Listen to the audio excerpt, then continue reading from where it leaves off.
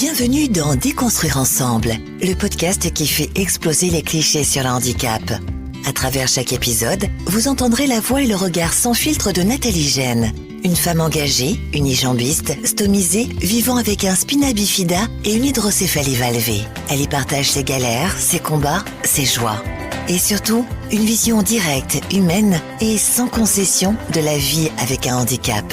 Ici, on parle vrai, on rit, on doute, on déconstruit ensemble.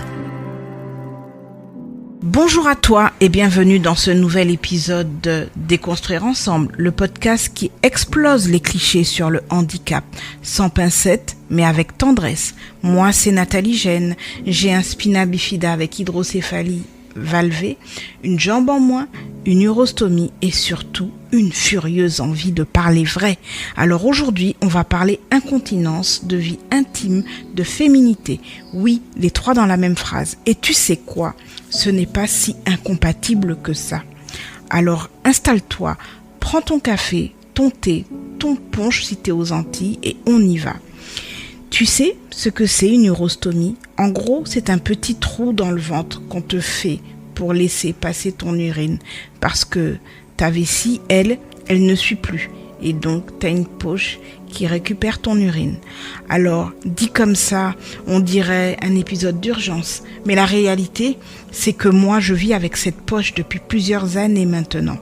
Au début, j'avais un sphincter artificiel et je me sondais toutes les 2 heures. L'angoisse, tu ne pars jamais sans ton matériel, tu stresses d'avoir une infection et puis avec le temps, le système a déconné.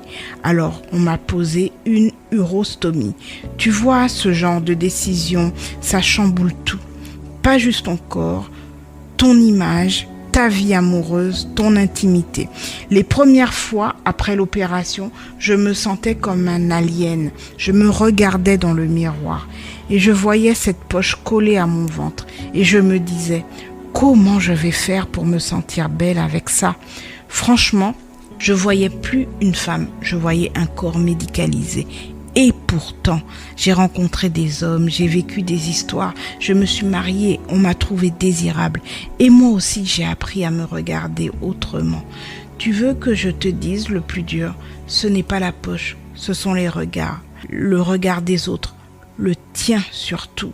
Alors petit à petit, tu réapprends à te toucher, à te parler, à apprivoiser ce nouveau corps.